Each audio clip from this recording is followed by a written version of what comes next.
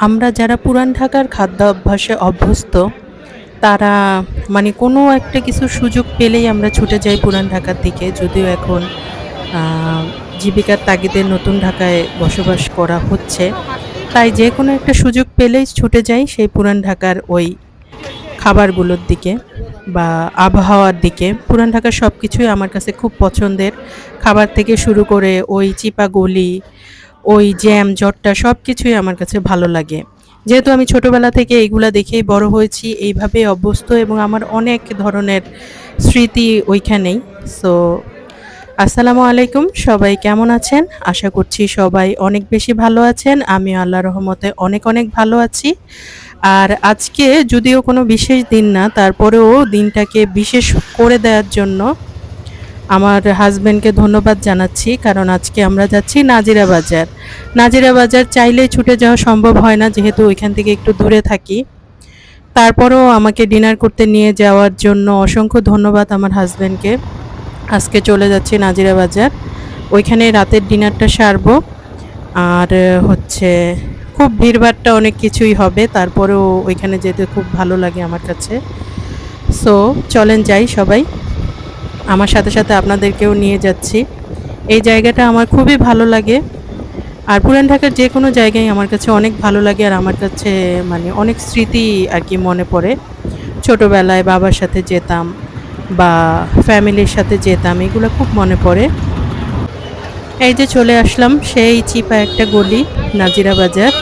কিন্তু এই গলিটা এত বেশি আনন্দের আর এত বেশি মজার, যেই দিকেই তাকাই আমার কাছে এই যানজট চোখে পড়ে না। আমার কাছে মনে হয় একটা মানে ফেস্টিভ্যাল শুরু হয়ে গেছে বা খুব আনন্দের একটা কিছু শুরু হয়ে গেছে। এইখানে আমি যতক্ষণই থাকি আর যত গরমেই থাকি, আমার কাছে একটা আলাদা ভালো লাগা কাজ করে। আমার কথাতেই আসলে বোঝা যাচ্ছে যে আমি কতটুকু আনন্দিত এখানে আসতে পেরে। বা এখানে আমি যতবারই আসি আমার কাছে ততবারই ভালো লাগে। আমি যদি এখানে প্রতিদিনও আসি আমার কাছে খারাপ লাগবে না। একটা সময় ছিল এখান থেকে খুব কাছাকাছি বসবাস করা হতো। যেকোনো টাইমে চলে আসা হতো বা এখান থেকে খাবার অর্ডার করে নেয়া হতো। তো যাই হোক, এখনো আলহামদুলিল্লাহ ভালো আছি। আর আমরা এই যে বিসমিল্লাহ কাবাব ঘরে এখানে বসেছি, প্রায় ৪০ মিনিটের উপরে দাঁড়িয়ে থেকে তারপর সিরিয়াল পেয়েছি। মানে এটা যদি অন্য কোনো জায়গা হতো আমি হয়তো ১০ মিনিট পরেই চলে যেতাম যে আমার খাওয়ার দরকার নাই। কিন্তু এইখান থেকে আরো বেশি টাইম লাগলো আমি দাঁড়িয়ে থাকতাম। এরকম একটা অবস্থা। যাই হোক, আমার আনন্দ আমি মুখে প্রকাশ করতে পারবো না। কেউ মানে যারা এখানে খেতে যাবেন তারাই আরকি বুঝতে পারবেন এখানের খাবারগুলো কত টেস্ট। এটা হচ্ছে গুর্দা কাবাব বলে। আর হচ্ছে সাথে পরোটা নিয়েছি। এই যে পরোটাটা খুব বেশি গরম, গরম খাবার আমার কাছে গরম খুবই ভালো লাগে। আর এত বেশি গরম, এত লোকের মাঝেও এত বেশি গরম যে পরোটা পাওয়া গেছে। এখানের গুর্দা কাবাবটা আমার কাছে খুবই ভালো লাগে। আমি অন্য কোনো জায়গারটা খেতে পাই না। আমার কাছে একটা গন্ধ আসে। বাট এই জায়গার মানে গুর্দা কাবাবে আমি যে খাই আমার কোনো ওই ব্যাড স্মেলটা আসে না।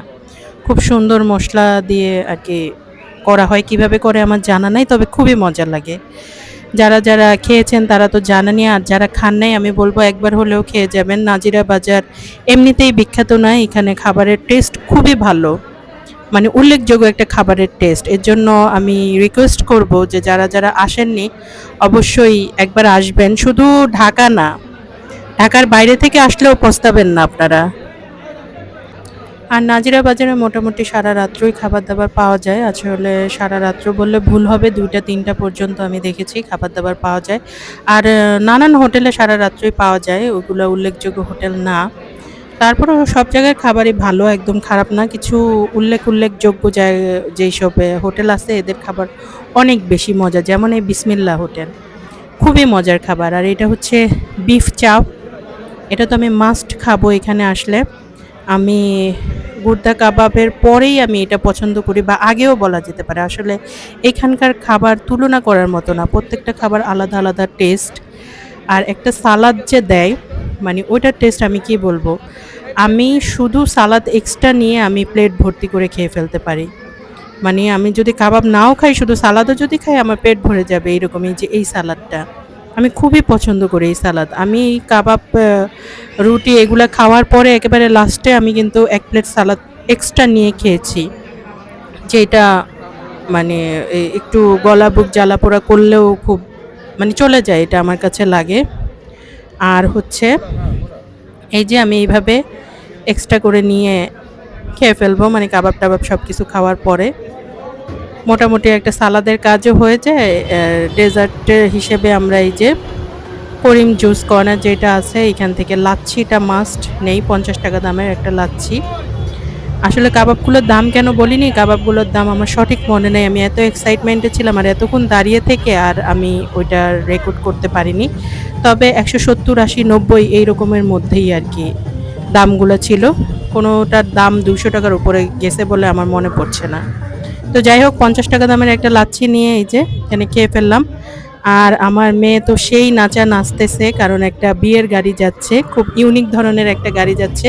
রেকর্ড করার চেষ্টা করলাম, করতে করতে একটু সামনে চলে গেছে। এরপরও আরেকজনের বিয়ের গাড়ি রেকর্ড করা মানে অত বেশি অ্যাপ্রোপ্রিয়েট আমার কাছে মনে হলো না, তাই অল্প একটুই করেছি। এই যে এই লাচ্ছিটা মাত্র 50 টাকা দাম, এটা খুবই মজা। একটু গ্যাস্ট্রিকের প্রবলেম থাকলেও আমি এটা দেখি চলে যায়, যখন আমি এখানে খেতে আসলে যদি দেখি গ্যাস্ট্রিকের প্রবলেম আমি এটা আগে একটা খেয়ে নেই। এই যে গাড়িটা একটু ইউনিক ধরনের, মানে বরযাত্রী গাড়ি তো সাধারণত আমরা কার দেখে থাকি, আর এখানে জিপে করে যাচ্ছে, ভালো লাগছে, কোনো পশ একটা বিয়ে মনে হচ্ছে। তো যাই হোক, ওইখানে খাওয়া দাওয়া শেষ করে আমি একটা লাচ্ছি আর একটা ফালুদা নিয়ে এসেছি। ফালুদাটা 150 টাকা, স্পেশাল ফালুদা আর কি। এই ফালুদাটা খুবই মজা, কিন্তু ওইখানে দাঁড়িয়ে খেতে আমার তেমন একটা ভালো লাগে না, কারণ হচ্ছে দাঁড়ানোর অত বেশি জায়গা পাওয়া যায় না। আর এত বেশি দাঁড়িয়ে থেকে খাবার দাবার পেয়েছি যে টায়ার্ড লাগছিল, তাই আমি এটার একটা নিয়ে এসেছি বাসায়। এখন আমি একবারে রিল্যাক্সে বসে খাবো। এই যে পর্যাপ্ত পরিমাণ বাদাম টাদাম যা আছে সব কিছু দেওয়া আছে, এটা খুব মজা হয়। আমার রিকোয়েস্ট থাকবে, কেউ যদি যান এটার একটা অবশ্যই খাবেন, মানে যারা নতুন যাচ্ছেন আর কি। আমি বললাম না, অন্য ডিস্ট্রিক্ট থেকেও যদি আসেন আপনারা পস্তাবেন না। একটা দিন ঢাকায় আসলে টাইম রাখতেই পারেন যে নাজিরা বাজার যে খাবো বা পুরান ঢাকায় যে খাবো, এটা রাখতেই পারেন। আপনার এক্সপিরিয়েন্স ভালো হবে কি না, তবে স্বাদের দিকের এক্সপিরিয়েন্স আপনার খুব ভালো হবে। আমি এই যে এটা পুরো মিক্স করে নিচ্ছি, অবশ্য আলাদা আলাদা সুন্দর দেখাচ্ছিল, কিন্তু মিক্স করা ছাড়া আমি আসল টেস্টটা পাবো না। আর আমার হাজব্যান্ডকে বললাম একটু বরফ দিয়ে দাও, বরফ দিলে যেহেতু অনেক গরমের মধ্যে এসেছি, বরফ দিয়ে খেতে ভাল লাগবে। এই যে এটা 150 টাকা পার পিস। আর এই যে আমি ভালো করে মিক্স করে নিলাম, দেখতে খুব টেম্পটিং লাগছে, আর খেতে তো কি বলবো, আমি তো কাউকে টেস্ট করাতে পারছি না, আমার আফসোস। বাট খুবই ভালো। আমার হাজব্যান্ডকে বলছিলাম তুমি যদি একটা বাইট না নাও তাহলে মিস করবে, 1 চামচ অন্তত খাও। আমি জানিও খাওয়া শুরু করলে আর শেষ করতে পারবে না। এটা মানে সবসময়ই খাই আমি গেলে। আর হচ্ছে এই যে টেস্ট করে নিলাম, একেবারে প্রত্যেক বাইটে বাদাম, সাবু, তারপরে জেলি সব কিছু পড়ছে, খুবই ভালো লাগছে। যাক, আলহামদুলিল্লাহ আমরা খাওয়া দাওয়া শেষ করলাম। আর নাজিরা বাজারের এক্সপিরিয়েন্স আমার কাছে বরাবরই খুব ভালো থাকে, যতই যানজট ভিড় ভাট্টা লোকজন যাই থাকুক, লোকজন দেখতেও আমার ভালোই লাগে ওইখানকার। ভিডিওটি তাহলে এই পর্যন্তই, আল্লাহ হাফেজ।